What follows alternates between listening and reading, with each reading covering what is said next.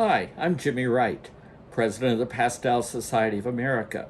Thank you for joining me today for this demonstration in soft pastel given by Lynn Asselta, PSA signature member, master pastelist, and recipient of the 2020 Founders Award given by the Flora B. Jafuni Foundation. So let's go now to Lynn's studio in Maine for a day on the Rocky Coast. Hey, everybody. This is kind of strange because I feel like I'm talking to myself because I can see myself. So I'm going to try to get my face off of my screen so that I feel like I'm talking to you. So hang on 1 second. Let's see if I can switch this. Nope. Okay, so we're going to go ahead and get started. I think for those of you who may have taken some of my classes before, you will see a few things that I do with my own work all the time that I probably talk about a lot in class. I'm going to talk about where I get my inspiration from. I'm going to talk about where my photo came from. And we're going to talk a little bit about how I center my ideas for my paintings. So as Jimmy said, we're calling this a day on the Rocky Coast, which is pretty much where I live, on this nice rocky coast here on a peninsula in Maine. And when I think about a day on the coast here, I tend to really think about the atmospheric days that are here. The blue sky days are nice, they're beautiful, but I really love these sort of drippy kind of foggy days that we get here, and painting them is a bit of a challenge. After living in Florida for a long time, to have this kind of atmosphere to paint is a real treat. So I'm going to take you through my process, and hopefully you'll see some things that will inspire you a little bit. Along the way today, if you have a question, I'm really happy to answer things as we go along. So feel free to unmute yourself and just ask. If you do have a question, give me your name first so that I know who I'm talking to. There's an awful lot of people out here and I have no idea who's going to be asking questions. So I am going to share my screen if I can manage this. And I'm going to show you my reference photo up close, and we're going to talk about editing the photo. So hang on while I try to get that up.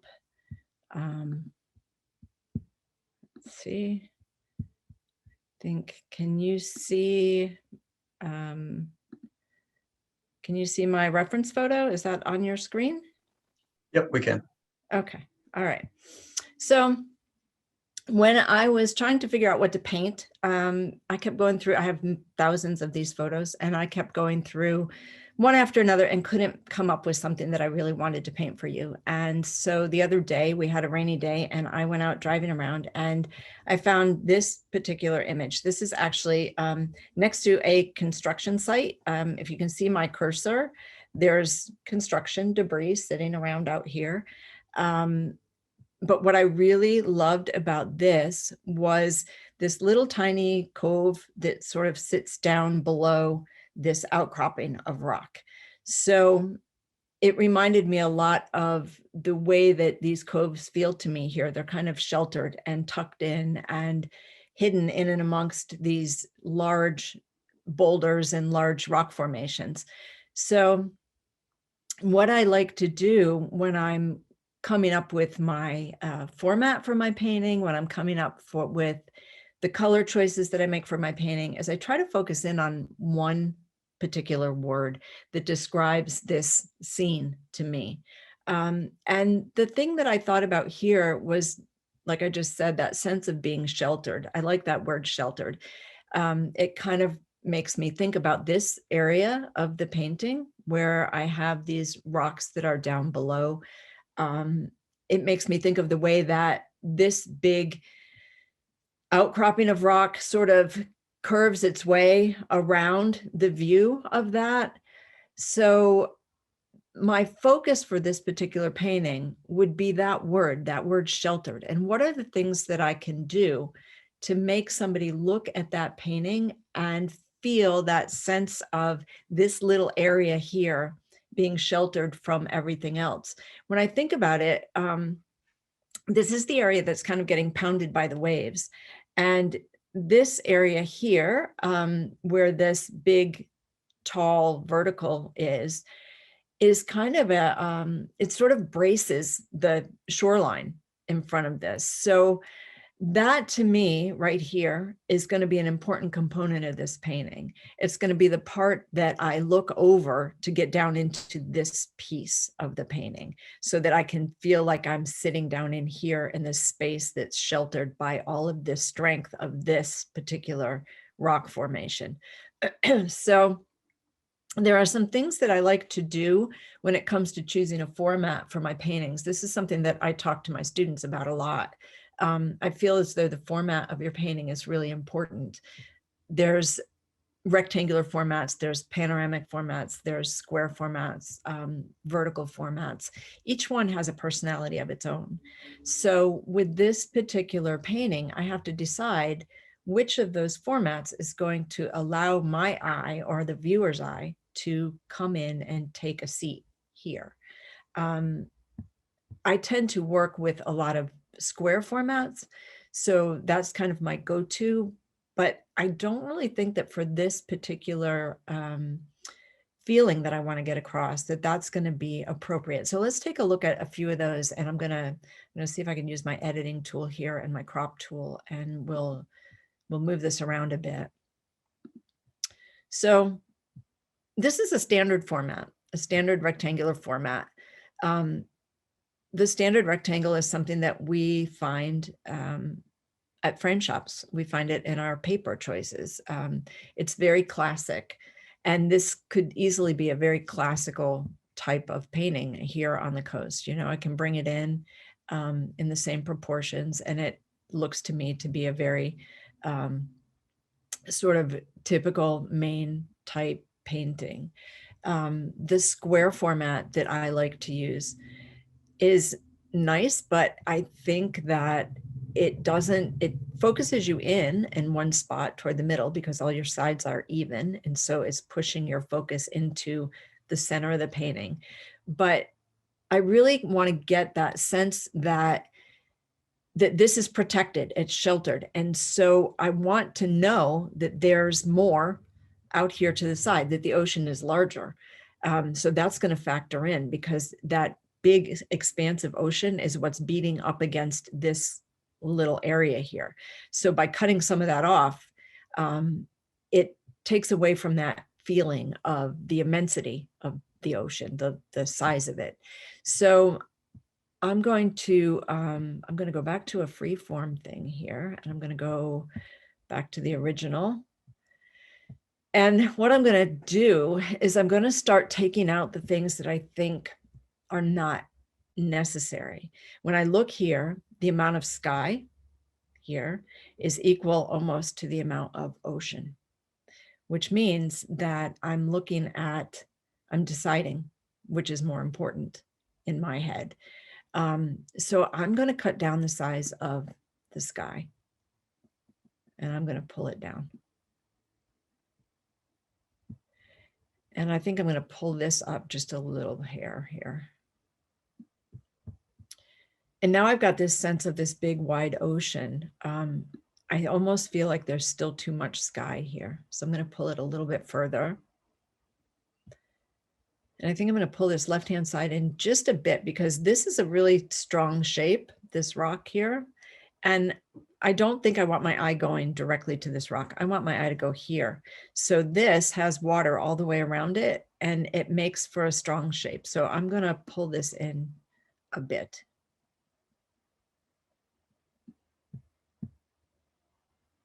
And now I think I'm getting a little bit more of what I want. For me, it's all about this area here. And I want that sense of everything else sort of taking me to that spot. It's right in the middle, which I don't mind so much. I know we hear all the time that you shouldn't put things directly in the center of a painting, but I feel as though in this case, when I look at this on the reference photo, I have a lot of dark going on here and all up through here, and it sort of cuts this at a diagonal this way. But when I look at this vertical here, and I look at these rocks here, I realize that these can be a really strong component if I lighten them up just a tad. They can be something that leads my eye into this smaller area here. So I'm going to utilize those in such a way that hopefully they will lead your eye into this part of the painting.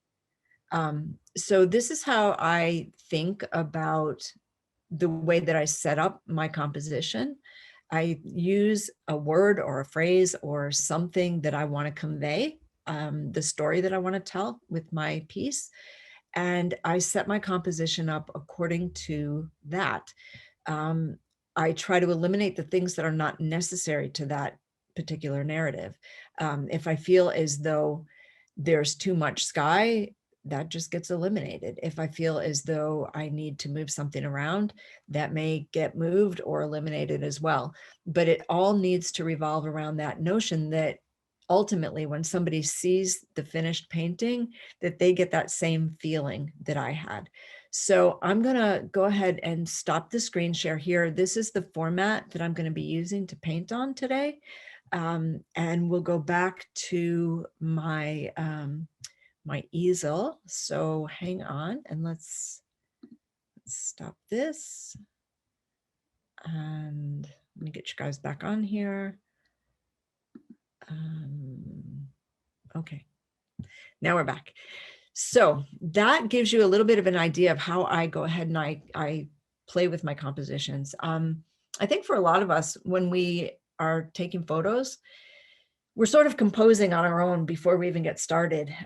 We take a large space and we have that ability with our phones to, you know, squeeze it in and come up with something that's similar to what we might want, but maybe not necessarily what we want when we finally decide to make it a painting. So I'm going to switch over to the easel, and you can see here, I had put this up here because this was my original photo. And this was, I wasn't sure we were going to be able to screen share. So I'm going to get rid of that for now. We don't really need that at this point.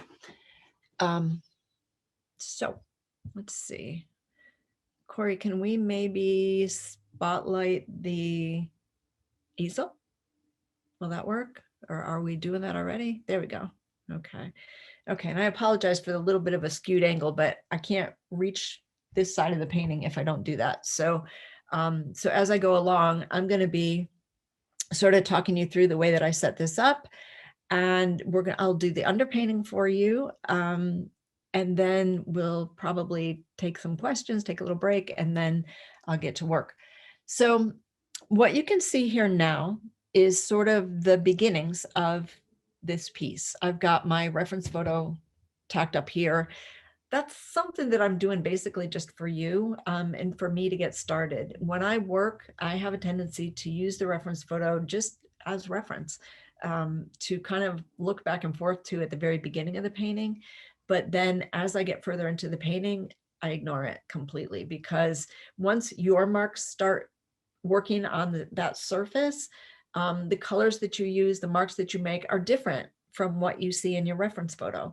And you know better instinctively what mark should go next, as opposed to what that reference photo is really sitting there telling you. So that after a certain amount of time will kind of just be off my radar. I won't even be paying attention to it.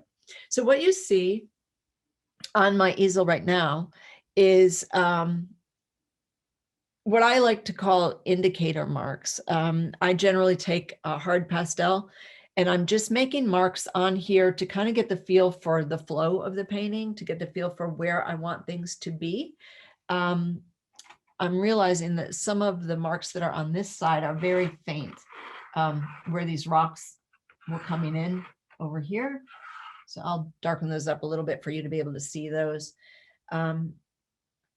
So every once in a while when I'm doing this, before I do my underpainting, I'll take the side of a hard pastel and I will lay in some of the areas that I feel are going to end up being darker areas, just so that I have that feel as I'm working on my underpainting. I have this area here of the rocks that are out in that little cove.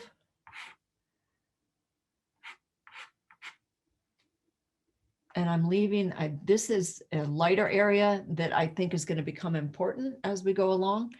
So those for now, I'm going to let sit. And I'm just going to make some marks to sort of give myself a little bit of a roadmap. Lynn, what paper are you working on? It's Susan. Hi, Susan. This is UART 400. Thank you. Sure. So right now I'm just sort of in my head, kind of mentally going over this image and sort of watching it begin to balance out with the lights and darks. I'm going to go over these with my underpainting, and so you'll get a chance to see that as well. I really just want to make sure that I'm getting shapes and forms in the places that I want them at this stage.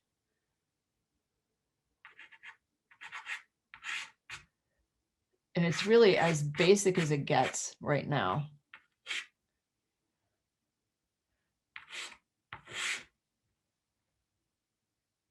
But as long as I can sort of see this setting up, then I feel like every time I step back, I'm kind of allowing it to start to shape itself, to kind of grow into something at this point. So I've got a couple of little rocks that I like out here. They're going to go up in there. One here and here. So even now I can start to see the shape of this painting as it goes. We've got, somebody's asking about autofocus. We were trying to get that to, is it moving in and out for you right now? It is. Let's see if we can try to fix that. Hang on.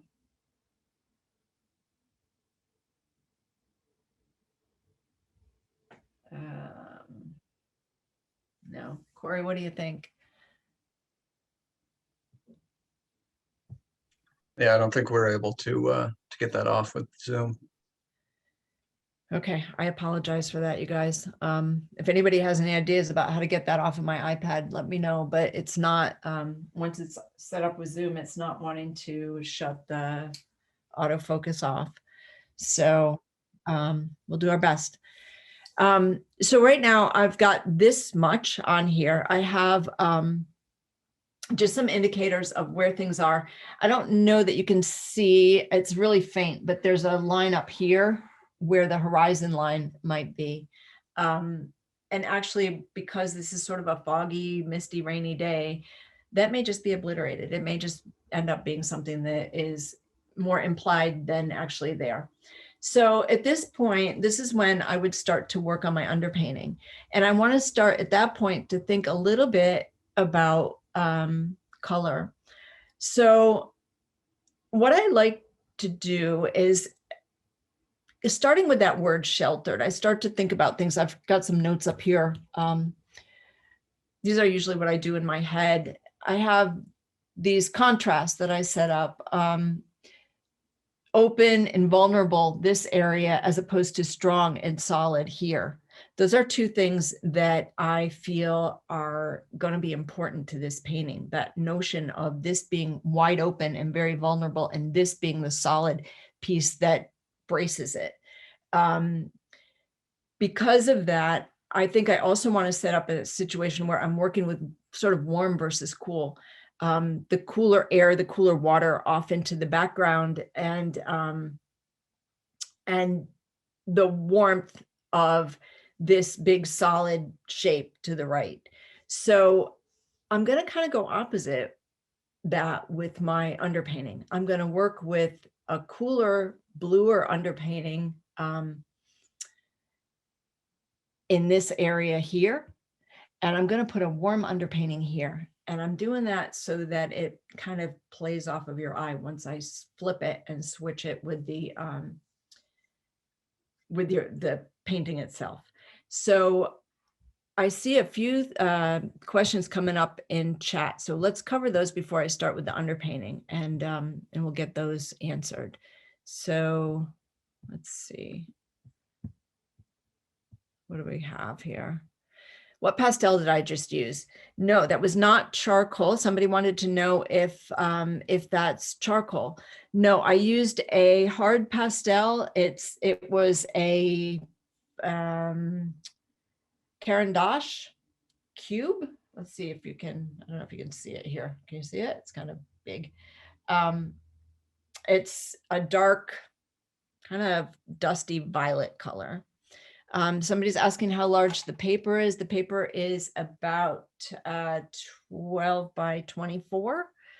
And then somebody said, okay, so the other thing was just about the hard pastel. I use a lot of hard pastels. So you'll see me doing that quite a bit throughout this. How do I choose the color for the underpainting? That was what I was just talking about. I try to think about sort of warm versus cool in my paintings. What areas are going to be warm? What areas are going to be cool? Sometimes I flip those so that I have a warm underpainting under an area that's going to generally be cool. And I might have a cool underpainting under an area that's going to generally be warm. That is not a given for every single painting. To be perfectly honest with you, every single painting I do gets a different underpainting. I don't think I've ever repeated the same underpainting twice unless it was something that that was using a monochromatic underpainting, like a solid one color underpainting. So with this one, I want that sense of the warmth and I want that sense of the cool area in the water. So I'm going to go ahead and flip that, and I'm going to use cool underneath the warm, and I'm going to use warm underneath the cool. We'll see how that goes. Okay. So I'm going to squeeze out of the chat here, and I'm really sorry about this thing going in and out. I'm not really sure what to do with that. It doesn't seem to want to quit. So bear with me. So what I'm going to use today is I'm going to be using a couple of things for my underpainting. I use a lot of this, I don't know if you can see it here. It's called Createx Pure Pigment. It's a liquid pigment that's water-based. It comes from createxcolors.com. And they make a lot of airbrush pigments. I like this because it's really intense. You don't need a lot of it. And it sort of blooms out nicely. It's a nice, it doesn't fill up the tooth of your paper. And the other one I'm going to use the combination of, what have I got here? Prussian blue and a phthalo blue for this area here, up underneath the trees and in this part of the rock. And then I'm going to use walnut ink, which is kind of a brown ink in this area where the water is going to go. So I'm going to go ahead and squeeze out a little bit of this and get that started. So hang on.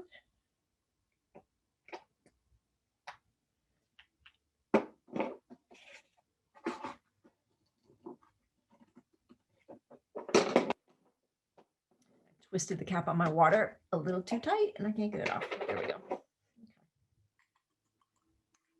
So I am, I'm not fussy with my underpaintings, to be honest with you. They're basically a way to put color on the paper, and I don't get too technical with them. But at this point, after I've done all of this, my hand has a feel for what's on that paper. So it's in my head. Some of this will get completely obliterated. It'll come off. You won't even see it underneath the underpainting. But it just gives me that sense of where things are. So I'm going to think about, just like I'll be doing throughout the rest of the painting, I'm thinking about the planes and the angles of things. I'm looking at what I've got here, and I'm kind of working in sort of the same, if I see a vertical space, I'm pulling vertically. If I see something that's at an angle, I'm sort of pulling through that angle. Because I really feel as though your underpainting not only sets up everything for later, but the shapes and the marks that are in the underpainting, even if you see just a little tiny bit of them, they're directional marks. They work in a direction. So the last thing you want is to have a mark that underneath is skewing the direction of a mark that's above it. So I tend to think about the direction of the marks that I'm making. I see this big curve here in the rock over on this side. So that's something I'm going to follow.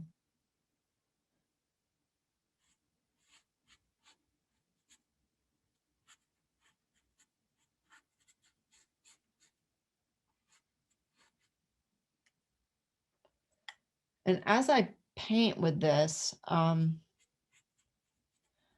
I said, I'm not too worried about being exact about anything. What I'm more concerned with is really the rhythm of the painting, the way that things are setting up on this paper from minute one.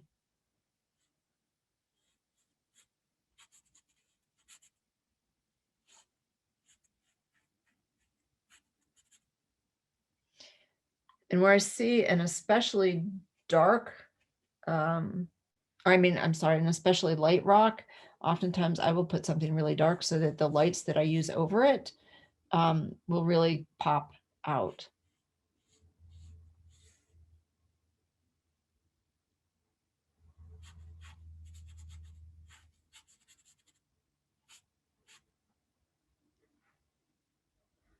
So this is the part of it that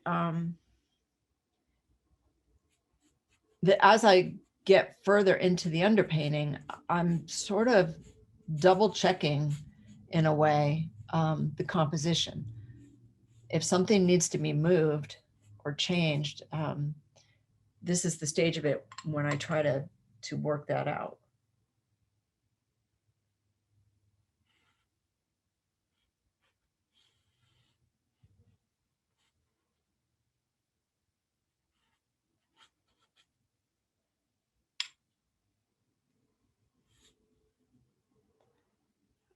I see three things in the chat box. Are those questions?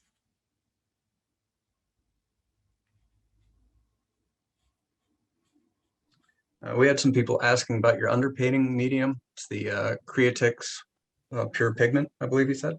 Yep. Specific question about it, or just what was it?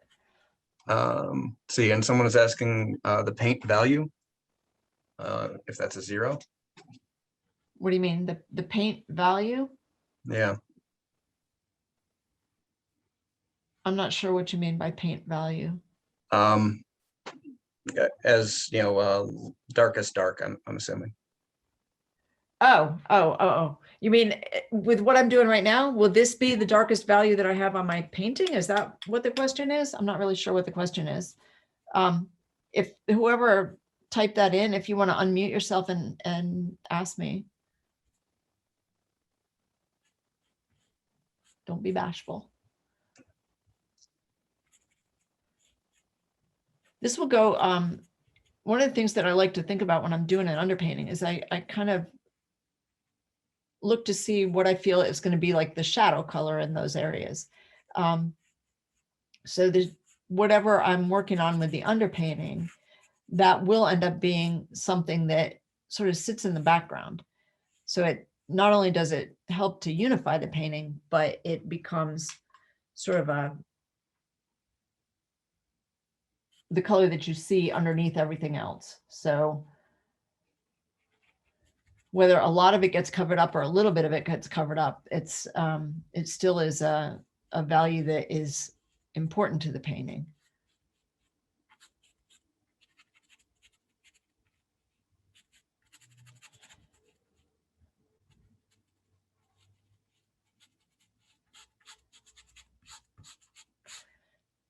So like I said, I am not overly fussy with what I'm putting on here. Sometimes I'm just trying to get some color in there. But let's try to get some of these rocks located here.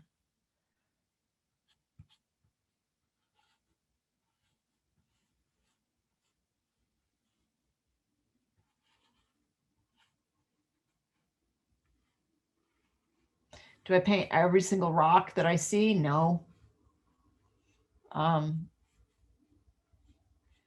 think when you try to think about a landscape like this, the elements in it are really strong, right? I mean, a rock is a pretty strong statement.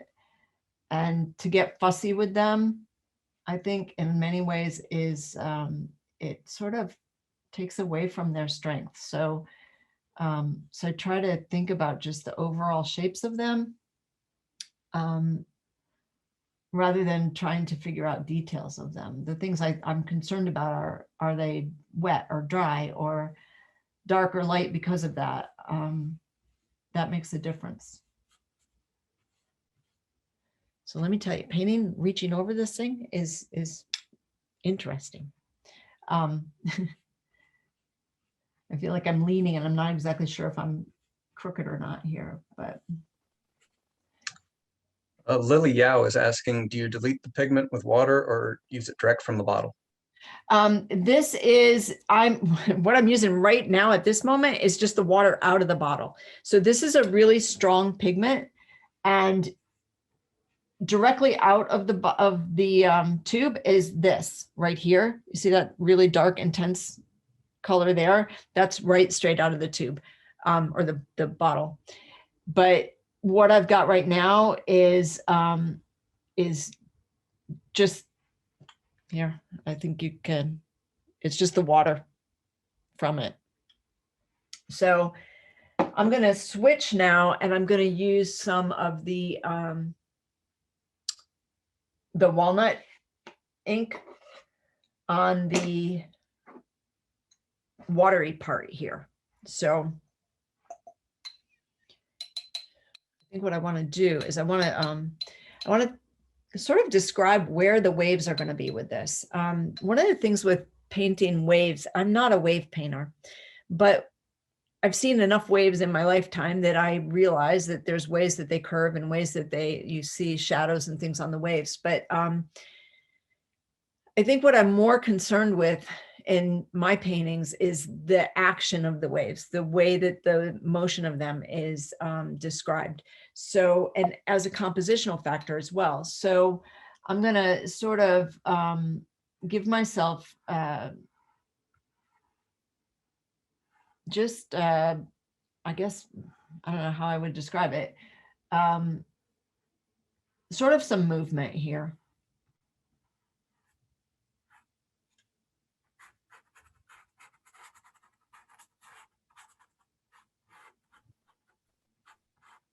Question from Moises saying, so you're not concerned with values at this point? No, I am a little bit, but I mean, I've got darker areas here where I want dark. I will probably go over this right here because I think that that needs to be a little darker, and in here, and you see how it's sort of bled out here, which happens with this. So it's, once I'm done with this part, I'll move over it. I'm concerned with values to the extent that I want to make sure that I'm not just doing a toned paper, you know? So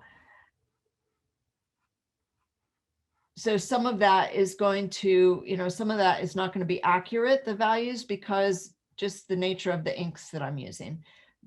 And I'm using them more for color underneath. I'm really, for the most part, more concerned with values once I get started with my painting. But this is sort of a map to begin with.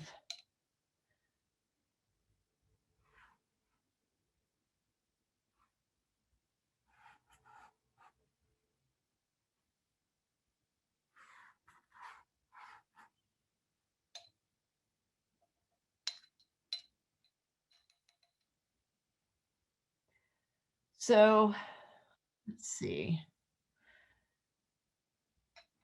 I want to find a washier brush here. Hang on one second. Hang on, I'll be right back. I had a brush and I set it down and I don't have it.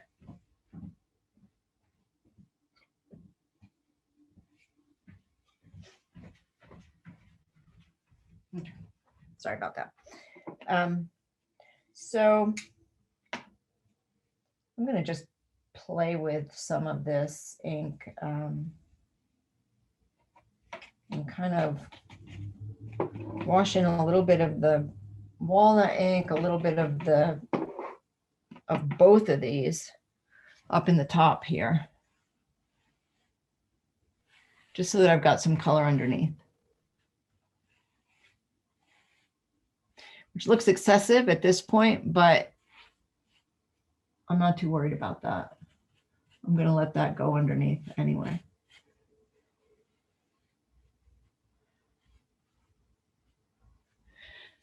So honestly, when it comes to the underpainting,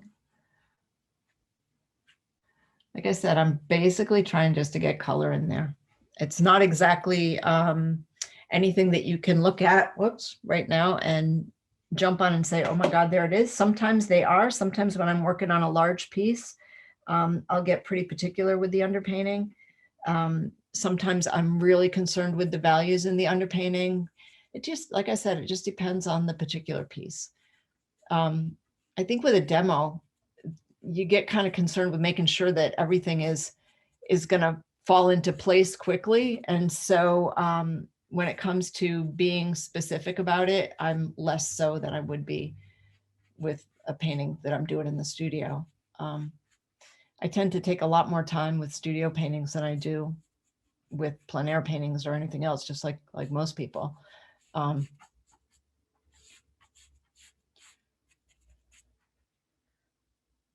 So this is kind of a very washy sort of beginning for this.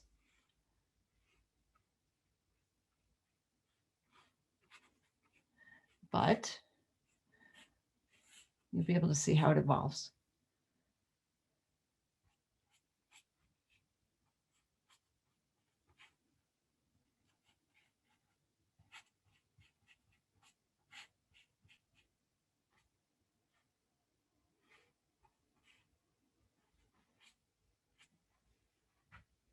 So this is the part that I remember years ago I read in Pastel Journal. Somebody called it the ugly stage of the painting. And honestly, to me, it's kind of that weird stage of the painting where in your head, you know what you want it to do, but on the paper, you're still kind of going, there, you know, it's there. I'm actually happy with this. I think it's going to be fine. I usually will take, as soon as this is dry, it shouldn't take too long to dry.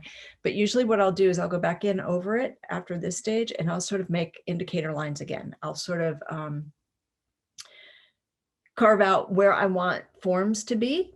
And that's how I start to process where I want layers of color to be. For me, I tend to work a lot with hard pastel at the beginning. I won't do that quite so much because of the demo, because normally that'll take me forever and I just put layer over layer over layer. But I will try to give you sort of the gist of how I approach that. So again, because I want to sort of aim toward this sense of that word sheltered, I want that big, bulky, warm area of rock up against the cooler area where the rock is down below and it recedes off into the water. So that's going to be a primary focus for this. I'm going to kind of stick, I think, with these colors of sort of this complementary palette of these blues and kind of variations of oranges. I'm not tied completely to it, but I feel like it's going to be important in the process of this painting. So while I let this dry for a couple of minutes, let me go into the chat and let's take a look at. I have a question. Yes, I- who's this? I don't know, Georgette Sinclair. I don't know how, I try to type to send the question typing, but I don't know how to send it to you. That's okay. I'm a little bit confused. So you are not using watercolor. You are using the pure pigment Createx ink. Yes. Does it come in different colors? Yes, it does. You can buy it. I think they have maybe a couple dozen colors. I'm not married to the idea of making this the same exact color as what I've got there. So I'm not doing a watercolor underpainting with this. So I've used two different blues, one that's a little bit warmer, one that's a little bit cooler combined. Okay. And I'm using the brown color of the walnut ink. So, and as I'm looking at this drying, this paper has sort of sucked up all the walnut ink, and my marks on there are gone now. So that's an interesting little development, but that's fine. I'll work with that anyway. So yeah, I'm You can using. purchase at any store, the art store. You can't get this at the art store. You have to get it from their website. And you have to actually type it into the search because it's hard to find in their website. They're basically an airbrush company, but I like it because it's these bold colors. They're really heavily pigmented, and they don't fill up the tooth of the paper. So it's a good way to get a really dark color underneath if you want it without having too much in the tooth. So Thank you. sure. Let's see. Lynn, Yes. Tracy Kavanaugh, hi. How are you? Good. How are you? I'm great, thanks. Good. How is this airbrush ink different from watercolor? That's a good question. I think this is more heavily pigmented than most watercolors. It comes liquid. It's not like watercolor comes as a tube or it comes in a cake. This is liquid. It's water-based. So it comes out sort of the consistency of a little thicker than water. So that's how it differs. Thank you. Mm-hmm. Let's see. Adrian Giuliani asked, she said, did you also say that you will use a very dark underpainting under the areas that will be light so they will later pop? Yes, and because these are rocks. And because rock has kind of a texture to it, as I drag a piece of pastel over the top of that really dark underpainting, the dark comes through as the texture of the rock in a lot of cases. So I like to put that underneath the lighter rocks because it gives me that texture right off the bat. I can find that pretty easily. So, so yes, the answer to that is yes. Marty was asking, hey, Marty, how are you? Is the walnut ink diluted? Just to the extent that I had my brush in a little bit of water ahead of time. Let's see, Mark Johnson is asking, what is the support? The paper, it's UART 400. Any special brushes? No, actually, I use up whatever brushes I have. I am really not fussy about that. Anything that'll stand up to the sanded paper. So I have dozens and dozens of old brushes that I just grab whatever I've got. Let's see, what do we have here? Do I ever use just pastel sticks with alcohol wash for underpainting? Yes, I do. I do that, especially when I'm out on location and I'm painting plein air. I do a lot of that because I don't like to carry a lot of stuff with me, and I use the hard pastel sticks a lot when I'm out working on plein air. So to me, that's an easy way to sort of consolidate my materials, and I really like having the availability of a lot of colors to choose from. Moises is asking, is the ink pigment water or alcohol diluted? This is just water diluted. So that is all the questions that are in the chat. And let's see, we're still drying a little bit. I'm gonna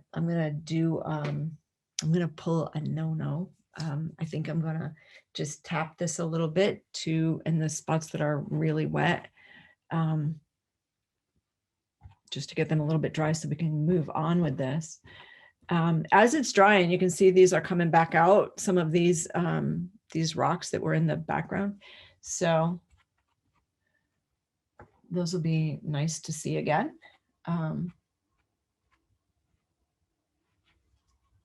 going to start over on this side so that I can get some things started here and laid in, and this side can continue to dry because that's a little more watery over there. So let me move all of my brushes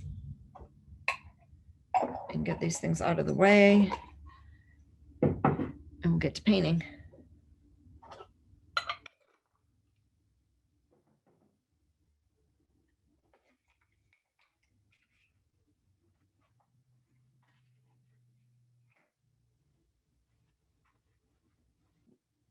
So as I was getting ready for this yesterday, I was digging through my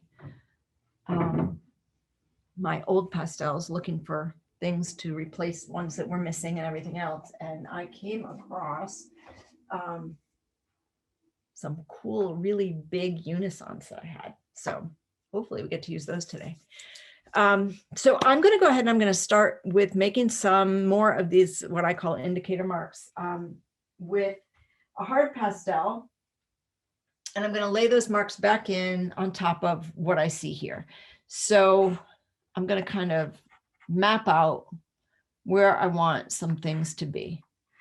I'm careful though not to make outlines, because even when you're doing this, you're dropping pigment into the paper, right? So every time you scrape that pastel down on the paper, you're dropping more pigment in. So if I make an outline and I work up to that, that's doubling the pigment as I get to the outline. And I don't really want to, I don't want that. I don't want big outlines around things. So I tend to look for the areas where I see light, and I tend to kind of push in a couple of lines where I see light. And that's what guides me along the way.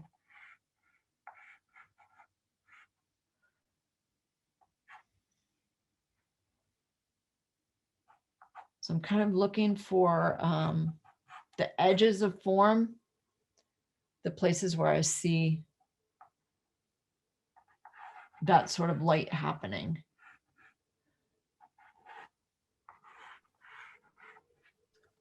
Lily Gao has a question. Do you recommend doing thumbnail value design studies first, or by looking at the photo, do you have everything planned in your head? I'll tell you what, I recommend that everybody do those.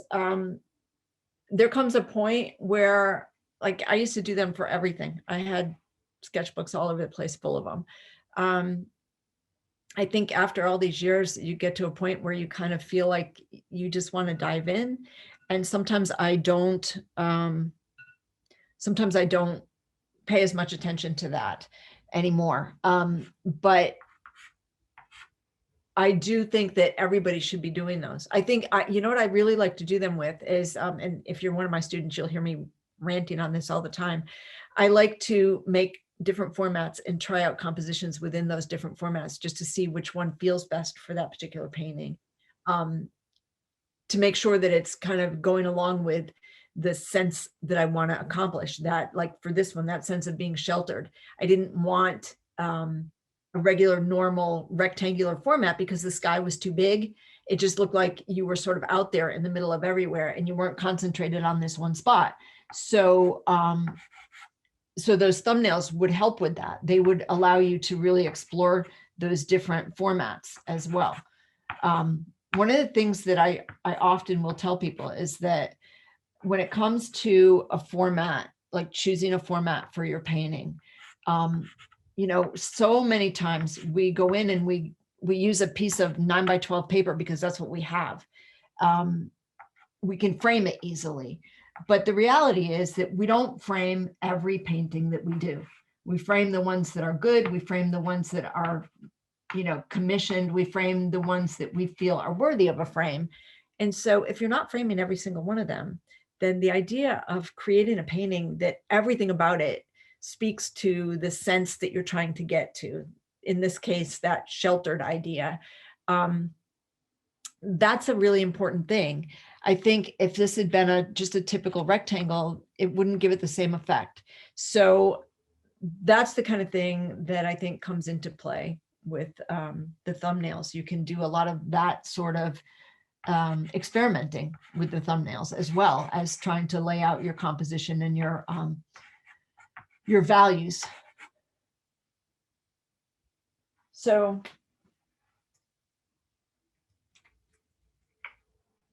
we are at, I think, what time? We're getting close to, we got 10 more minutes till 3 o'clock. So I'm going to make a few marks here to sort of give you a feel for where this is going.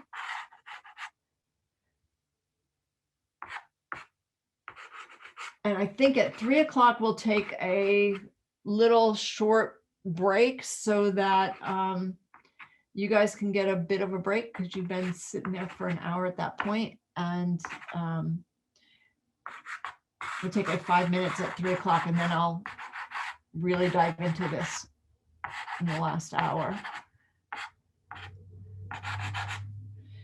So again, I'm kind of just laying marks in here. I start to sort of see this in my head as I'm doing this. I try to kind of visualize where I see things going. I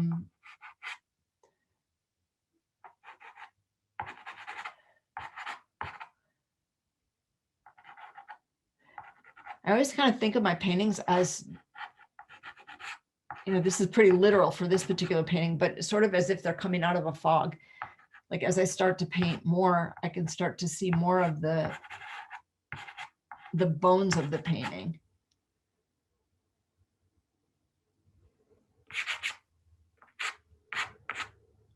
Marty would like to know, what color is that pastel, gray?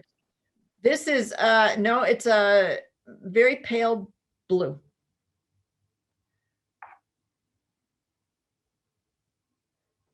It's the lightest value blue that Caran d'Ache makes.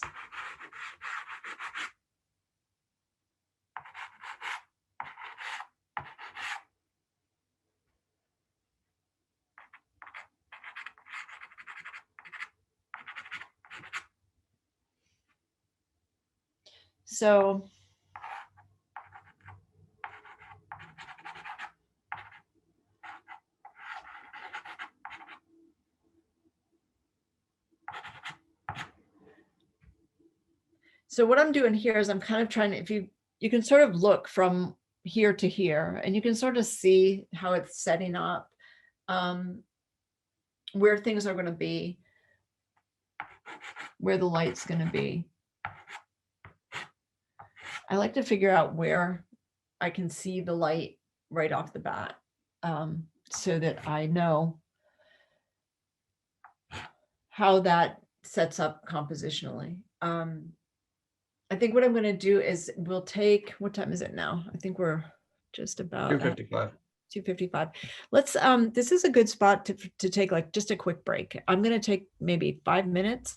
That'll give you guys a chance to go get a drink of water, whatever you need to do. And then I'm going to really dive into this. I'm going to use a little bit more of the hard pastel, but then I'm really going to get into the soft pastel. So this will develop a little faster than usual.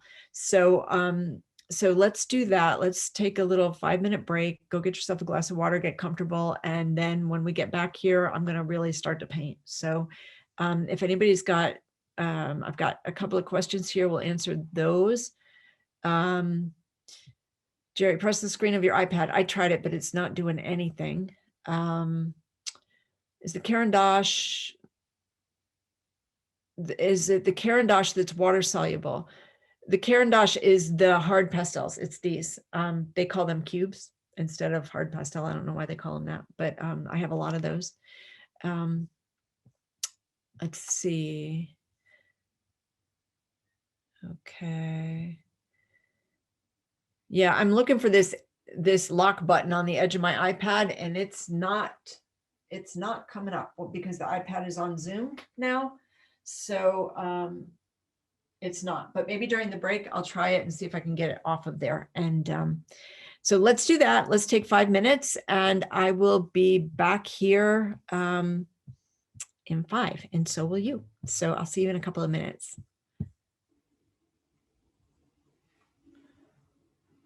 I feel like I'm at this point, I'm working with both hands. I don't know if any of you all do that, but every so often it's just as easy.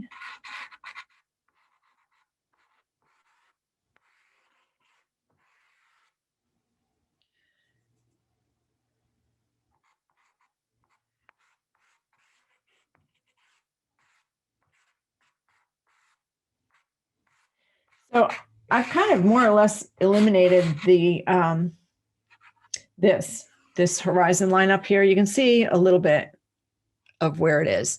And that's kind of just so that I can keep track of what I've got there in my head. I may or may not go back in and do something with it. I'm going to add a little bit of color now to this area so that I can start to see what's happening there. I think I'm going to go with some of this.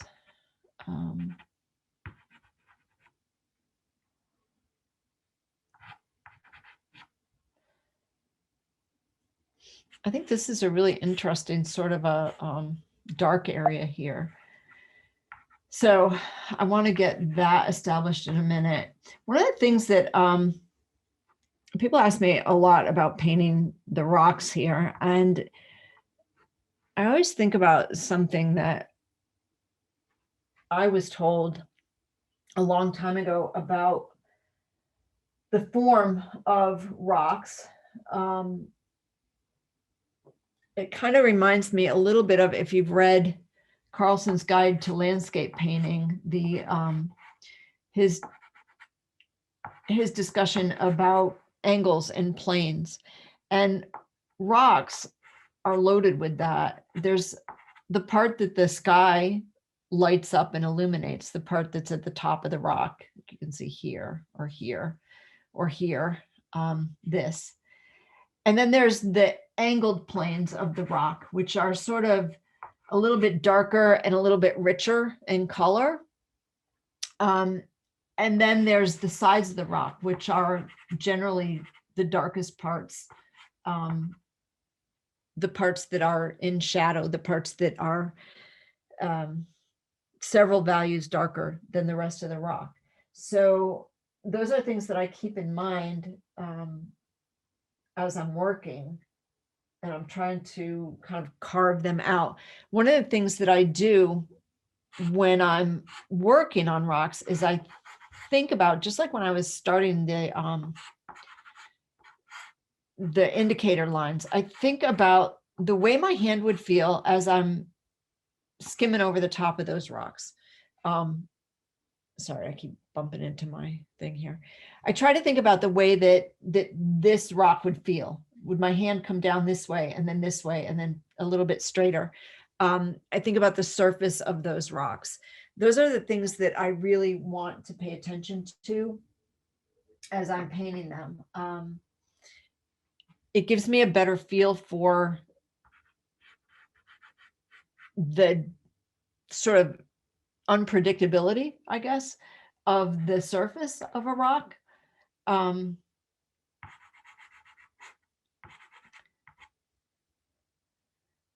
think that they kind of have their own personalities. They sort of have these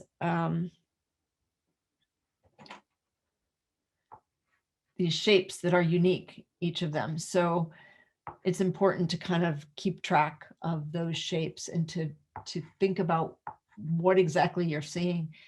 It's not, for me, it's not as important to be totally accurate with the actual shape of it as it is the feel of it. I think that's what I'm always trying to grasp, is just the feel of that rock, what it's doing, how it's laying there, how it's laying up against another rock. Where I live, we have really unique rock formations here. And a lot of them are like this, these sort of slices more or less. They're made from layers of rock that were at one point horizontal, and now with just activity over eons, they've been upended. They're on their sides. So those layers are sideways. So we have these really interesting sort of strips of rock, sort of, they remind me of those potatoes that you cut really thin. But now you can start to see with the rocks how the darker underpainting is starting to act almost as the texture on those rocks.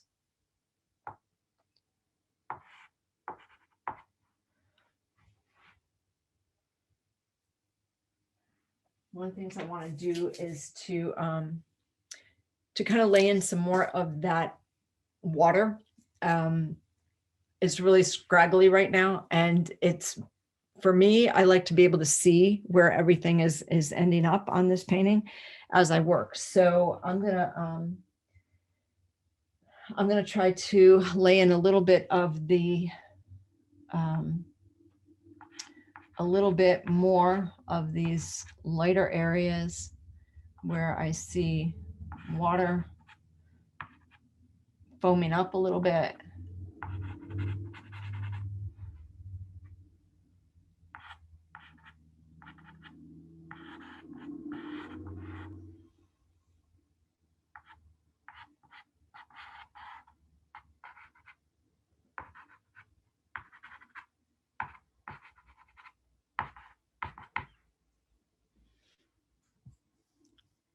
Are there any questions at this point as I'm getting this sort of a little bit under control here in a minute?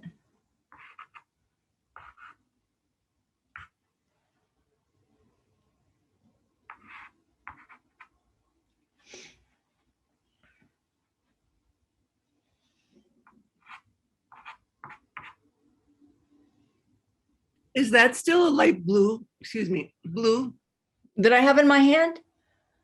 No, this is a really light value green, actually. Thank you. Mhm. Let's see. It's a little brighter than what I want, so I'm gonna put some of this in, and then I'm gonna tone it back a bit.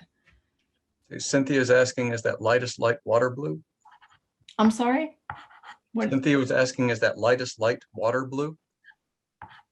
is it? Water blue is the I already asked the question. Oh, sorry. It's a light green. Oh, sorry. Okay, Adrian would like to know, are you still referencing to the photograph at this point? Occasionally, a little bit. I'm going to reference it in here because I want to make sure that I like this little grouping of rocks here. And so I'm getting to that point where, you know, I'm kind of avoiding this part here because it's hard to reach over it, but I've got to get in there. So I'll do that now. And then I can sort of step back from that photo a little bit more. So I'm going to use a sort of a really dark blue down there. So I'm sorry if I get in your way a little bit. I hope I'm not, but I want to get these in here a little bit better. Am I right in front of this thing here? I am.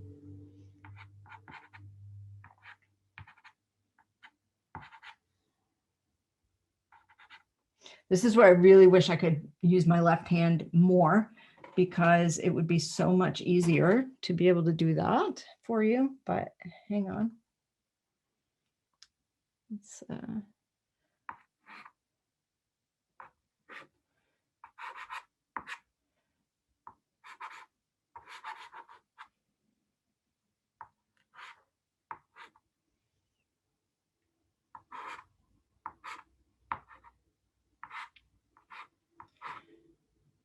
so for me, I would rather get these things in here really dark to begin with, and then work over them, because these rocks kind of, I can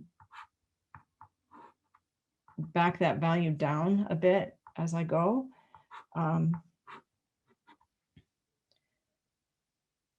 But there's going to be a point where this becomes important so that it looks like you're kind of looking down and over. So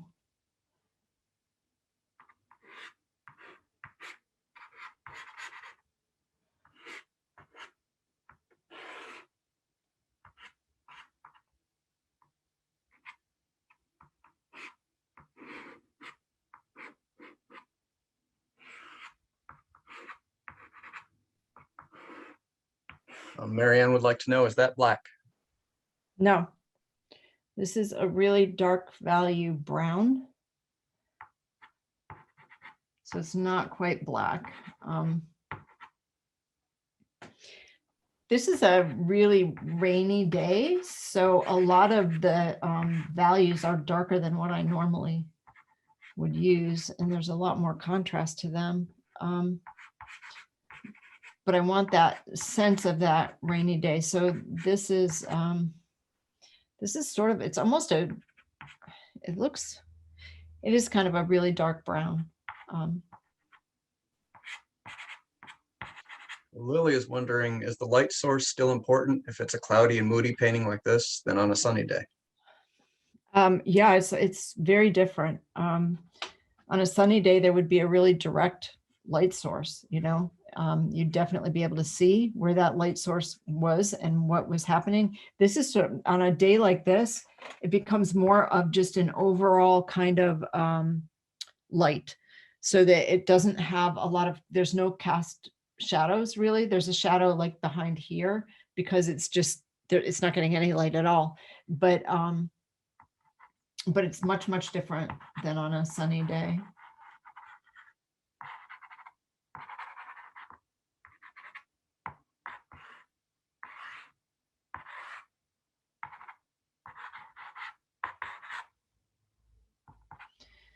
So I really want to, right now, hang on one second here.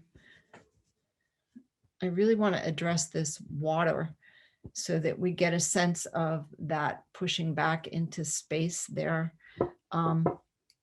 Even at this stage, I think at this stage, you can kind of see where the rocks are headed.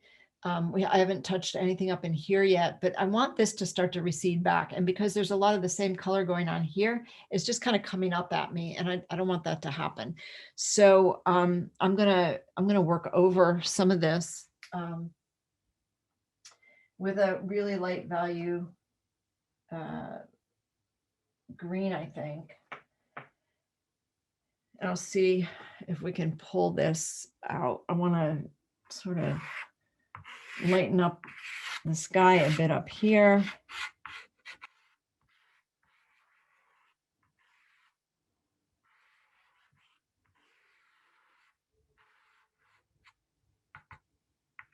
And we'll work on sky holes over there in a bit.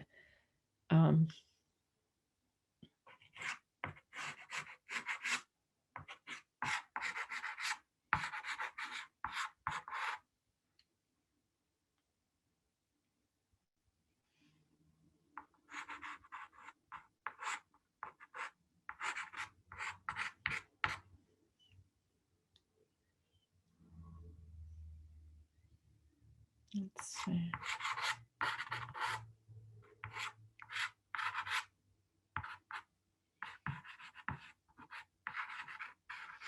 Usually when I'm working in the studio and I'm doing a painting that has a lot of water in it like this, for me, water seems to be something that takes the better part of my painting time. I feel as though there's so many nuances to the color of it and the shape of it and the movement of it that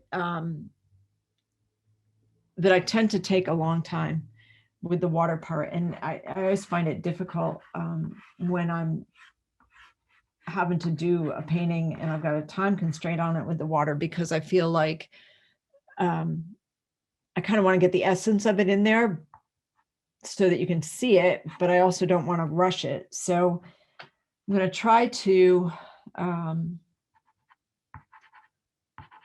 just get what I can in here for you.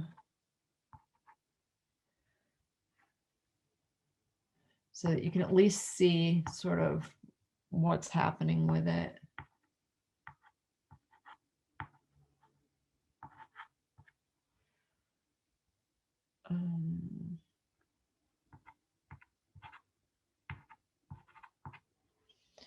I'm starting to kind of blue these out a bit. I'm using a kind of a warm-ish blue to sort of push them down into the water a bit, into that space down below. Tracy's wondering, do you often switch hands while painting, or is it just for the benefit of the demo? This is for the benefit of the demo. I do it occasionally and I don't realize I'm doing it when I'm painting on my own. I've done it for as long as I can remember. When I was in college, I was taking a painting class and I remember I was switching hands with my brushes and my instructor looked at me and said, "Are you right-handed or left-handed? Which one are you?" I said, "I'm right-handed." And she said, "Are you sure?" And I said, "Why?" And she said, "Well, your brush is in your left hand." And I don't know. I've done it off and on my whole life, so I'm not really. So for this, it's, you know, it helps a little. But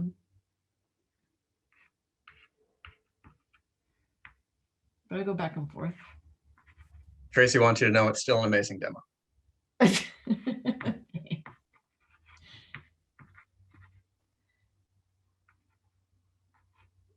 Let's see. Okay, so now I'm starting to get the feel a little bit more for this water.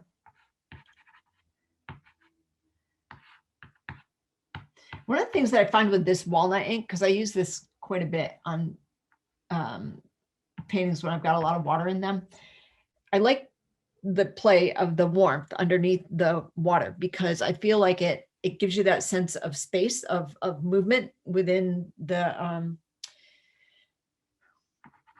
waves, but it also does something to the surface of the paper, and it seems to make it, if you look at the grit here compared to here, it seems to give it a lot more texture almost. So it kind of requires a lot of playing over it in order to really get the water to feel like it's doing something. So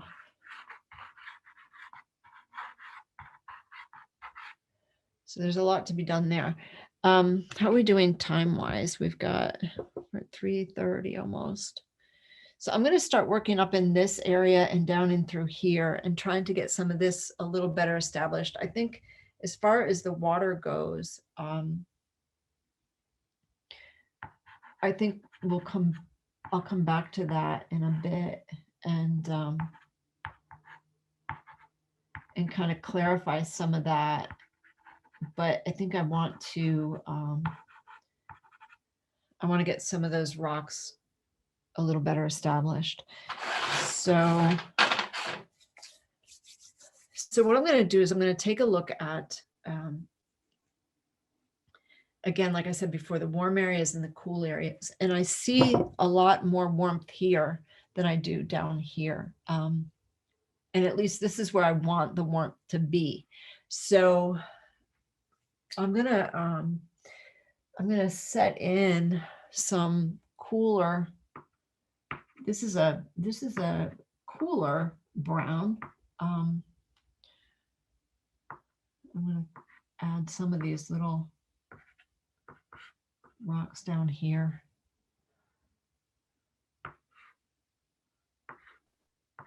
Deb wants to know, what's the brand of the walnut ink?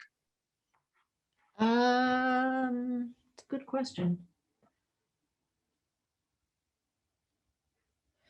This one says Tom Norton's original light fast water soluble acid free drawing ink. Walnut drawing ink.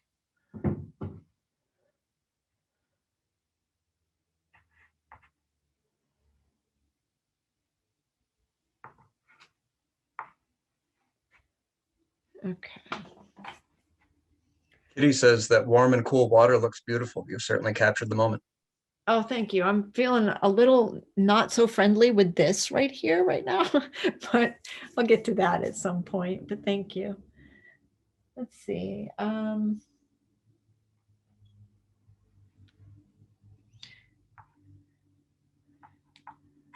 So I don't know if you guys could tell, but just now the light shifted in my studio. And this is like the bane of my existence here because I have blinds up, but there comes a point in the afternoon where the sun, I face directly west out my studio window here. And it comes to a point at about this time every afternoon where it just starts to come in. And no matter what I do, I'm seeing different light here. So so it's a good thing we don't have to go till, you know, like 5 o'clock with this because it would be almost impossible. There's a lot of vegetation up in here. And I'm debating about that vegetation. I want some of it. I don't know if I want all of it. So I'm going to play with these rocks a little bit and see if I can. I'm going to see what I can do with some of this, some of these trees.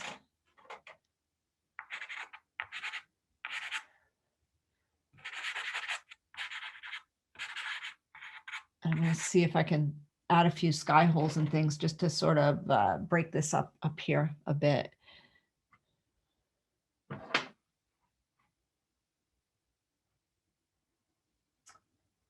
What have I got? Looking for a dark green from this up here.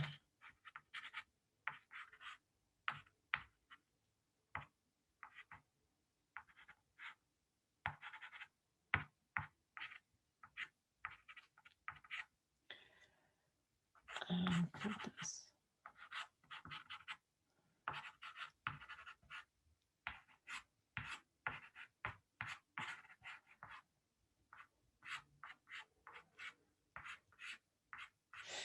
There always comes a point in a demo where you're kind of just go, oh my God, I've only got a few more minutes.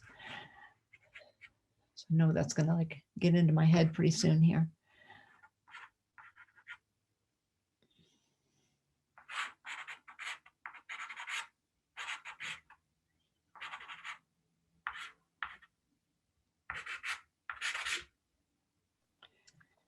Okay, we have a couple in the chat. Marty says she has the exact same problem in her studio and can't paint anything at 4 o'clock because the light turns everything gold. Right. I get it. I totally get it because it's really, normally during most of the day, it's beautiful because you do have that light up overhead and it doesn't bother it. But then you do get to that one point and because when I moved here, the studio had pine paneling in it. Everything turns kind of yellow, orange sort of color. So I feel for you. Terry Rose would like to know, do you ever blend? Sometimes, I mean, I think if I'm working on a bigger piece, sometimes I will take a swipe through the sky. If I do blend, I generally am doing it with a hard pastel and not my hand. But I think, you know, it depends on your painting. If your painting needs it, that's fine. But if you're blending just for the sake of blending, then I think that's not ever really needed. I think you got to remember that, you know, with pastel, when you blend, you're basically rounding off those little chunks of pigment that get into the paper. And when that happens, the light that kind of refracts off of your pastel becomes different. And you end up with a sort of a matte area, you know. It reminds me always of like somebody's cheek or an arm or something. And in a landscape, I kind of hate to see that because I feel like there's there's too much going on in a landscape. It's too organic. And I think that that sense of matte color is sort of not, it doesn't work in a landscape for me.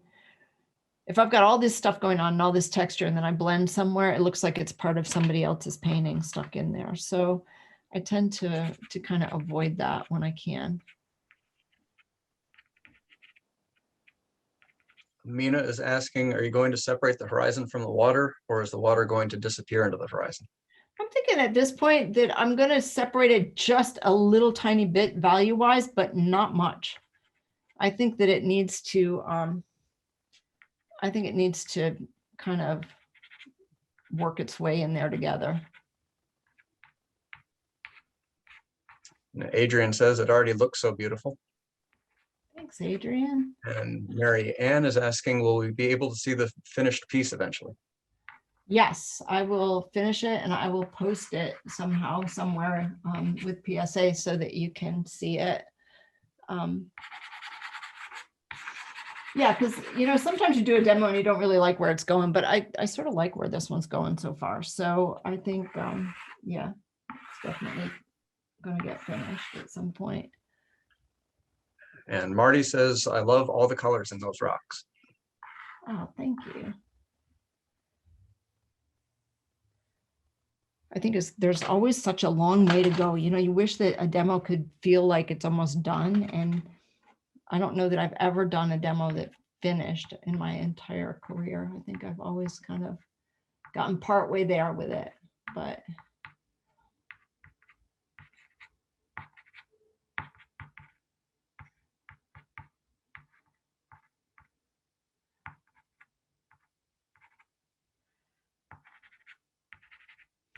I was thinking earlier that with so many of you out there that some of you I don't know, some of you I do know, but I said it would have been so nice to just have you guys all come over and hang out in my studio and do this that way. I mean, Zoom is great, but it'd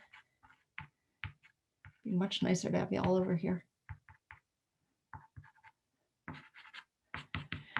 So I'm just kind of placing in some greens here for this. This is just a dark value green.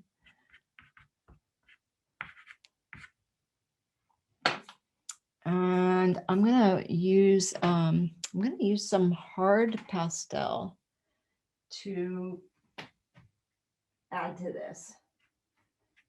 So let's see what we got here. Everybody seems to like the idea of coming over to your place, Lynn. Okay, good. All right, y'all are invited.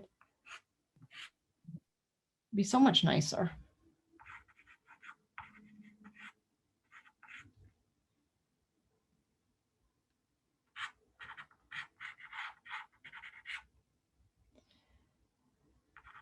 So the idea of sort of keeping the warmth on this side of the painting, these big rocks, is pretty important. And I'm using the hard pastels to kind of just add a little bit of how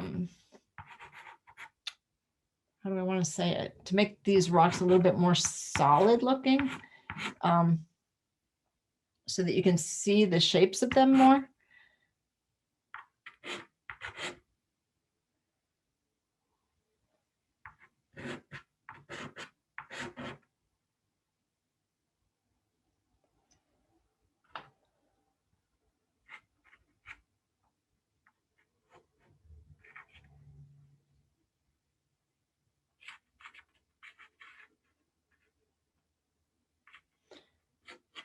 It's been an interesting thing kind of getting to know these rocks since I moved here. Having come from a place where everything was flat and beachy and all of that, and then coming back here, you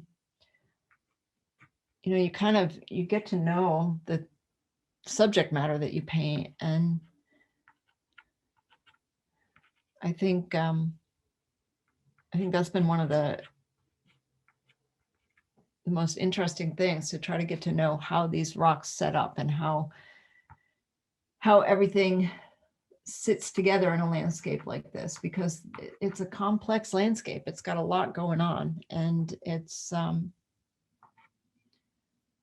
lot of fun to paint. It's just a lot of it was a good sized learning curve at the beginning.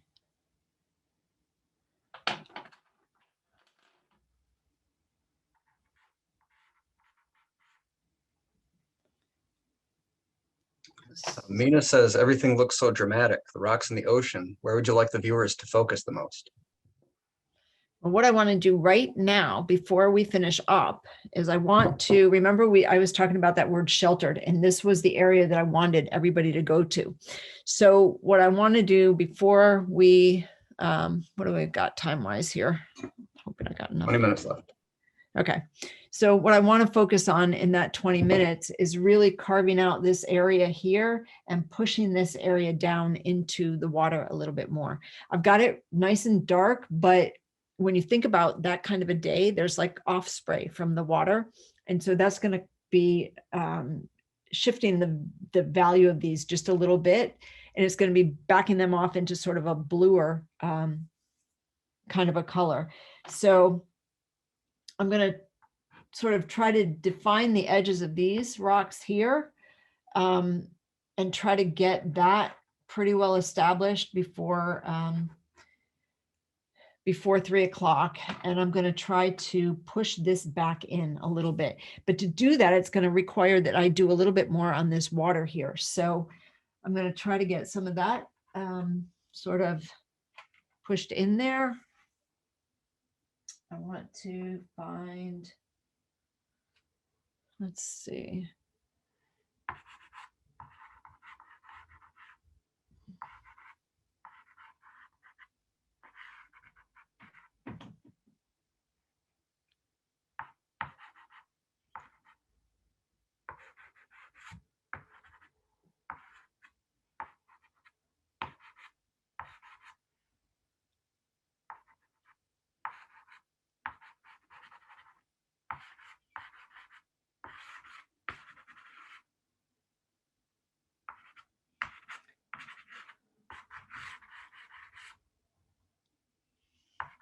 So some of this at this point, I'm just sort of making up the movement in there.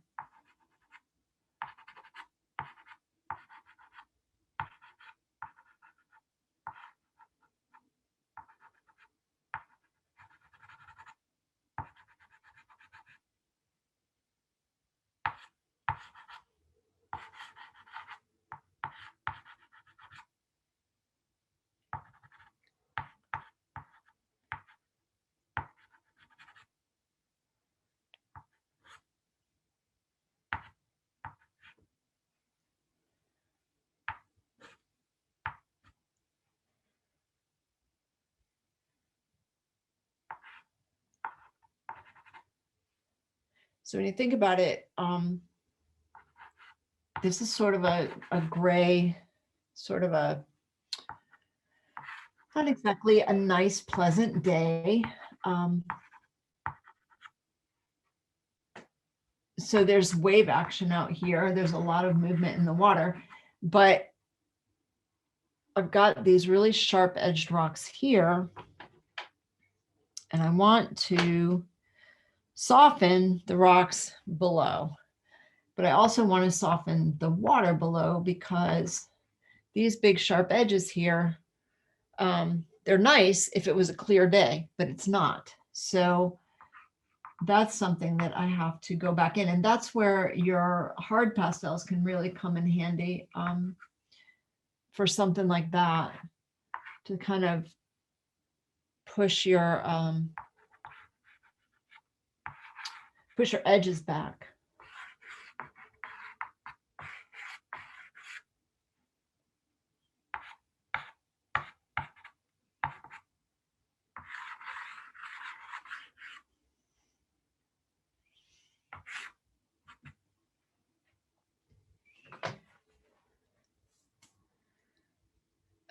Let's see, I think I want A little bit more here.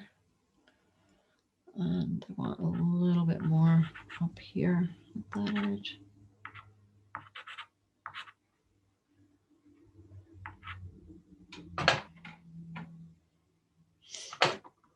If this were something I was working on as a studio painting, I would be working a lot around around the edges of these rocks and things with the hard pastel, because I think that it's really useful for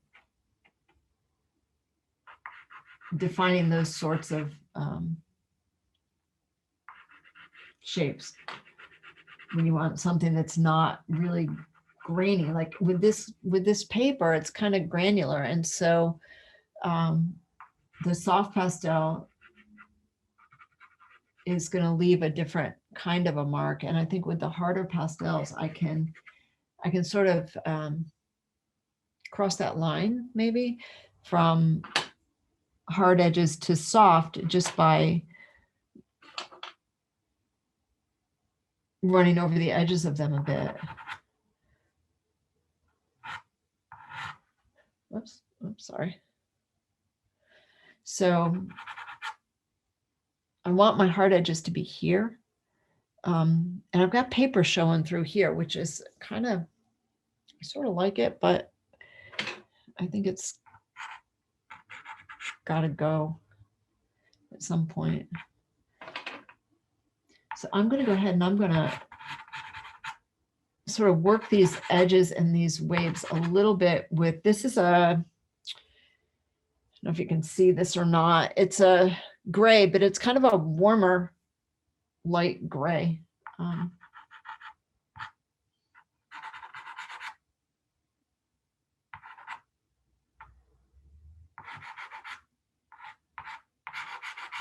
So I'm going to take back the definition on these rocks a bit, and then I'll probably, I think painting is a lot of back and forth, you know, so once I do that, I'll probably go back into the water and try to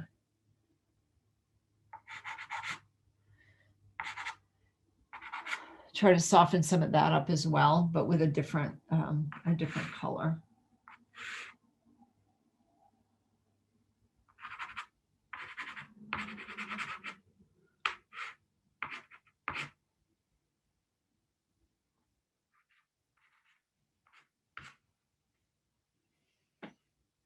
So you can see that some of this is starting to tone itself back a bit.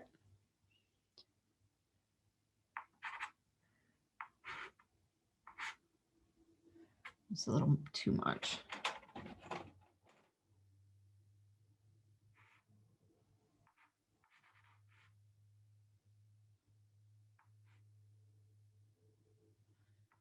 This is a blue, actually.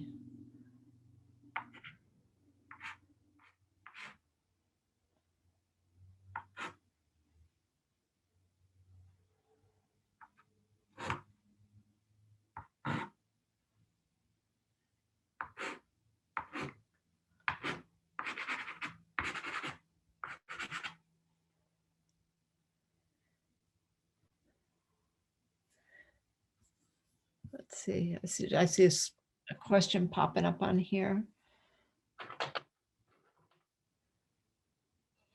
Corey, do we have a bunch of questions on there? Nope, we just had somebody asking what hard pastels and what paper you're using, and Adrian already got to the question before I did. Thanks, Adrian.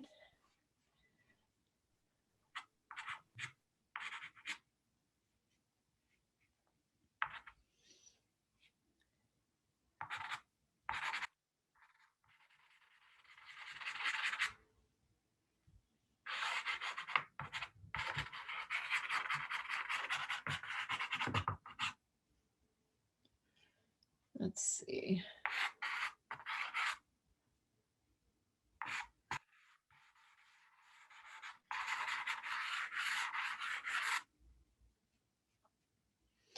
So water, you know, the further away from you it gets, obviously the smaller the movement in it. So I'll try to get rid of some of that.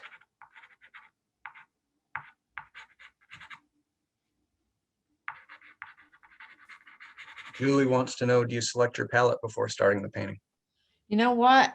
The only thing I select before I start a painting is kind of an idea in my head of whether I want it to, what kind of colors I want to represent the idea that I'm looking for. Like with this one, I was talking about that sense of the warmth and the cool, sort of this warm area kind of, you know, being the big sturdy area that was kind of overlooking this cooler part. And so I'll sort of in my head imagine kind of a palette that'll go with that. But as far as like some people are able to, you know, they select out a whole color palette and then they just work from that. For me, I've never been able to do that. And so I just don't. The most I do is I try to get sort of an idea of an overall feel. Sometimes I think about it too in terms of, do I want a painting to be sort of overall warm, overall cool? Do I want it to be, is there a certain color that might reflect the idea that I want to convey better than another color? You know, I've done things like a nocturne, where most people would sort of immediately think of maybe blue or something, but you know, maybe red suits it better, and maybe that's a better color choice. And so I do, you know, the whole thing in red because of the feeling that I want to evoke with it. So it all kind of depends on that. I think that's how I choose my colors. Mary Lynn is wondering, do you photograph your work for your website or do you have it done professionally? I hire somebody. I am the world's worst photographer. So every time there's a show coming up or something else, I panic because I just am terrible at it. So no, I have always hired somebody. And FYI, it's Well, where 9 my months. strengths are and where my weaknesses are. And that's definitely a weakness.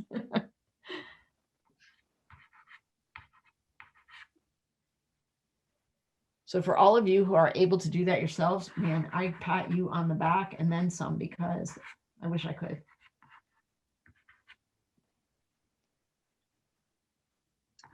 And it's currently 9 minutes to 4. Oh my God. Okay. Crunch time now.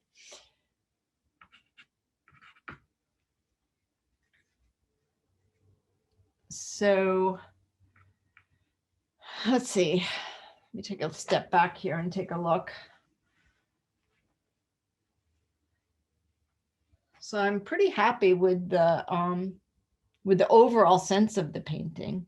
I would say that there's quite a ways to go with it, but I think that at every stage of the painting process, you should be able to step back and say, is it working? Is it not working? And if it's working, you move on to more of it. If it's not, then you fix it. But I think for me, that's a really important thing, is that, you know, I want to make sure that as I move along with it, I'm not, there's not a part of it that I don't like, or a part of it that I feel needs to be fixed or changed or something. I think that's always something I consider a lot as I move along with a painting.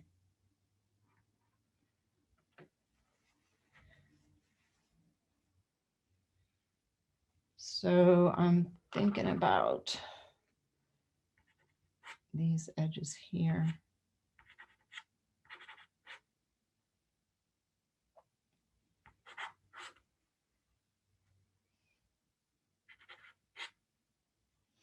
So I sort of keep asking myself throughout this whole thing, am I still getting the feeling that this little area down here is being sheltered by what's happening up here? Because that was my original intent for this painting, was to sort of give that feeling.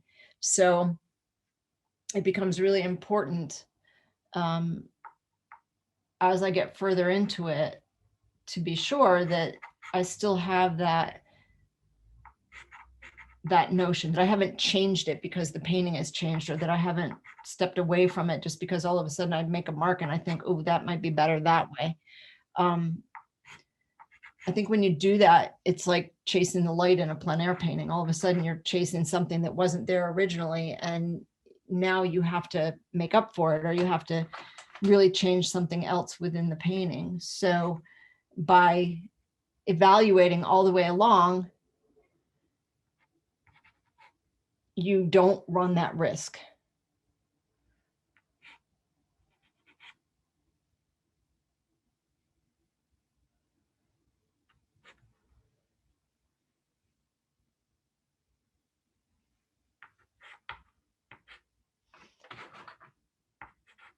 So I am gonna, I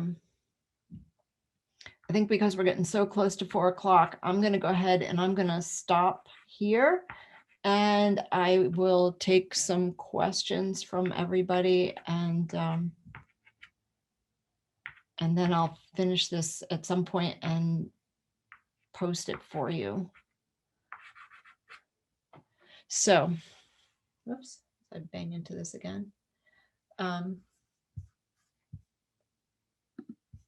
Oh. Anybody have questions? Anybody want to unmute themselves and ask anything? Nobody, no questions, nothing. This is the part where you're always afraid that everybody's fallen asleep on your demo. Why do you like the 400 grit? Why do I like that? Mhm. I don't know. I think maybe because I've just used it a lot. I tend to use grittier papers. I like the 320 as well. I think because when I'm painting, I tend to want to layer with the hard pastel a lot. Like in a normal painting, I probably have 10 or 15 layers of hard pastel before I even get into the soft pastel. So I like the grittier papers, and 400 is a good middle of the road paper. Anybody else? Do you go back to your site where this photo was taken to see if you've caught it the way you wanted? Do I go back? Yeah. No. Just wondering. You know, to be honest, the day is different all the time. So, you know, and this particular site, I would probably go back to get more photographs, maybe. I don't think I've ever done that. I never even really gave it a thought, to be honest with you. Just wondering. I was just wondering. No, it's a good question though. I mean, it makes me think about that, you know, did you catch it? But a lot of times I'll use a photo that has nothing to do with the actual way that I want it to come out. You know what I mean? I'll use a daytime photo and make a nocturne, or I'll use a bright blue sky and turn it into a rainy day. And so I kind of just use it as the shapes in the painting, the objects that are in there. But sometimes I find with the photo, it distorts the perspective and the shapes a bit, the size of things. So I was just wondering if it was important to you to get that. No, I feel like as long as the overall effect works, I don't, especially because it's nature, it's organic to begin with. I don't worry about the shapes or the sizes, unless it's a thing like if it's a plein air event and I have to do a specific spot and it has to be, you know, relatively close, but no. Lynn, Yeah. do you approach your plein air painting differently than your studio painting? Yeah, I do. For me, my plein air painting, unless I'm doing an event where I'm painting for a specific event, basically my plein air painting is for me to gather information. I've always used it that way. I do it because I just have fun with it. I don't intend to make a painting there. I always feel like my studio is my place where I can really pay attention and really study what I've taken notes on out there in the world. And I feel like the plein air painting has been like my my college, my education. You know, I go there just to learn things, to see how things are put together. Thank you. Mhm. Lynn? Yeah. Tom Bailey, sorry. Hi, Tom. Hi. I love this idea of the sheltered as a theme, and it's like emotional and it's the place. Can you give us some examples of other things you've done like that? Because I want to try that. I love that a lot. You can look through all my paintings, and the titles of them usually are what I'm aiming toward. I tend to I do that even with my students when I'm working with them at workshops. I tend to make them look at their images and say, okay, come up with one particular word, and it can't be a noun. You can't say I'm painting this because I like the tree. You know, it has to be what was going on with the tree. So was the tree, you know, what did you feel there? What was the kind of overarching sense that you had about that place? And I've done this for as long as I can remember, where I just hone in on a word, and then I choose everything from that word. I choose the ultimate color palette of the painting from that word, or I choose the like I said, the format of the painting because of that word. So it's just always the way I've worked. And I just feel like it gives me a way to check back in as I paint, you know, to make sure that there's some emotion there. Cause I guess I've always felt that as a viewer, you want to catch something from a painting, you want to feel something from a painting. And so if the artist didn't really know what they wanted to say with it, then how do you do that?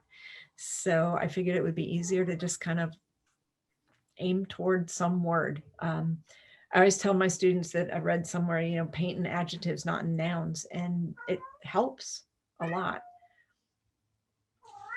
Lynn, do Great you ever concept. use Thank the you. art boards, the UArt boards? Do I use the UArt boards? Yes, I do. I do. I use them for larger paintings a lot. Because I used to mount my own boards, and now I don't have the time to do it. And it's easier for me to do it that way and order them. So yeah, I like them as well.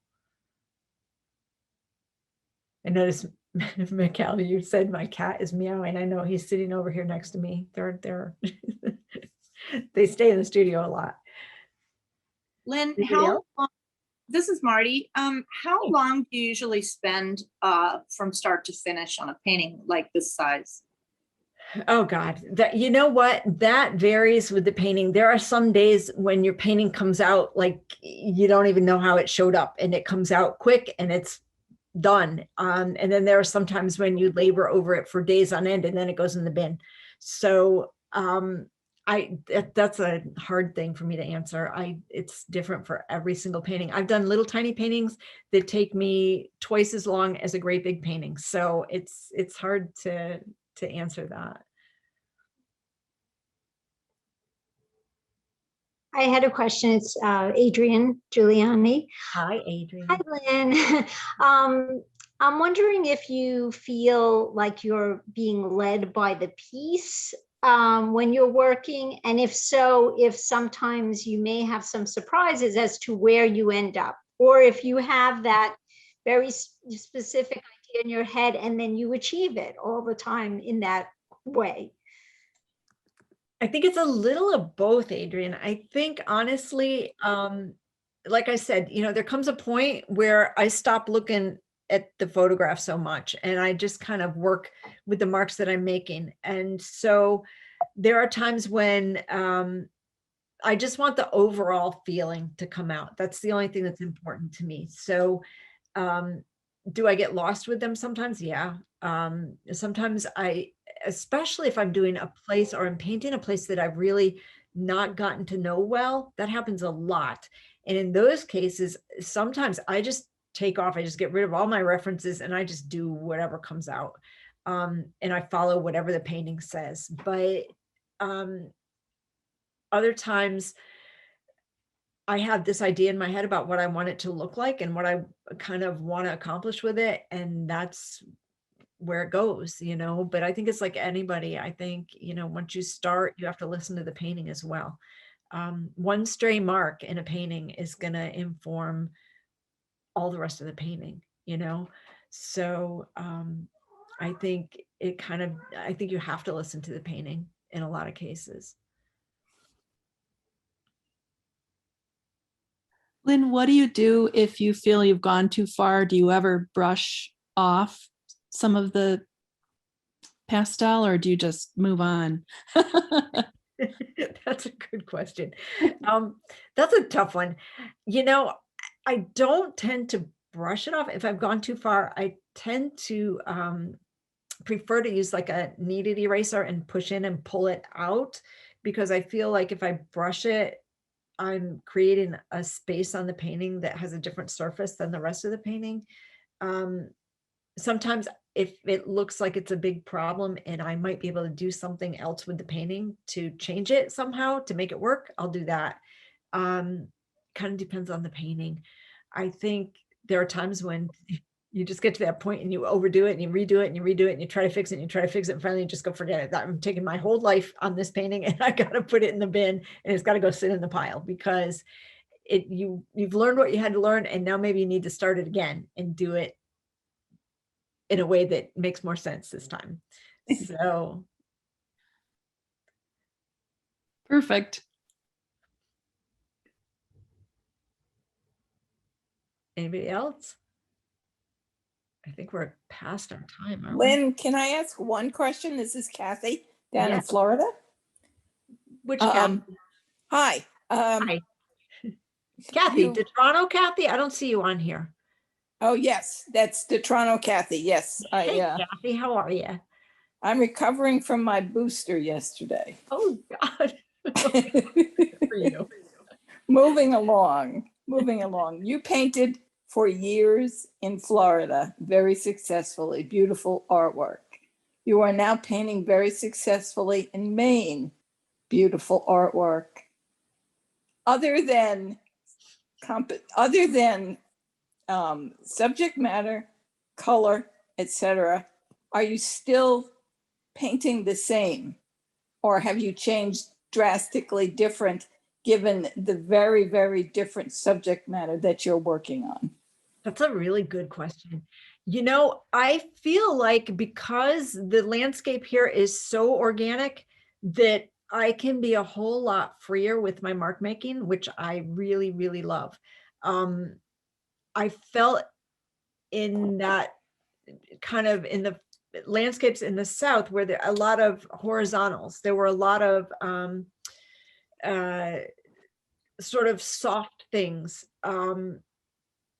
The places that I could do that the most were when I was doing architecture, like buildings and things. I think that that's what comes into this now, is that sense of making a big mark that accounts for a whole plane, maybe. So I've noticed that my mark making it reminds me a lot of, I was a calligrapher for a lot of years, and using that nib and the way that you carve with a nib. And it reminds me a lot of that. And I feel almost like, for me, it's a more natural way to paint. So I feel like I can be a little bit more free with that, if that makes sense. Sure. Yes, definitely. If you ended up coming back here, you probably would bring some of that with you. I'm sure I would. And I would probably look for ways to use it, because yes, I think I was aiming toward that for a lot of years and just never quite felt that I was there with it. But yeah, I think this has been, it's been a good transition, and I think it's taught me to see form in a way that I wasn't able to before, because it was like if I would paint a marsh, there was not a lot of form to it. It was a lot of more linear delineation of the paper. So this has been an interesting bunch of learning, to be honest. Thank you, ma'am. You're welcome. Anybody else? Nope. I think what time are we at now? Are we past 4 already? A little bit. Almost 10 after. Yeah. Okay. Well, I would like to thank you very much, Lynn, on behalf of PSA. This is Susan Story speaking. I think your demo was beautiful and inspiring, and you had a lot to teach everyone. Well, thank you for letting me do it. This is a big honor to be doing this. You know, you kind of wonder someday, am I going to get a painting in PSA? And, you know, and to be able to actually do the demo for you guys is huge. So thank you. I appreciate it. Bravo, we thank you. And thank everybody for joining us today. Thank you all for being here. Thank you. Thank you, Lynn. Thank you, PSA. Thank you, Beautiful. Lynn. Thank you, Super. PSA. Thank you, PSA, for organizing all this. Thank and you. it was It really was nice. fabulous. Project. Wonderful. Thank you, Lynn. Thank you, Lynn, Thanks to too. Corey for pulling us through. Exactly. And all those times he had to like coach me through everything in the last couple of days. Thank you. Thank you. Thank you so much. Thank you.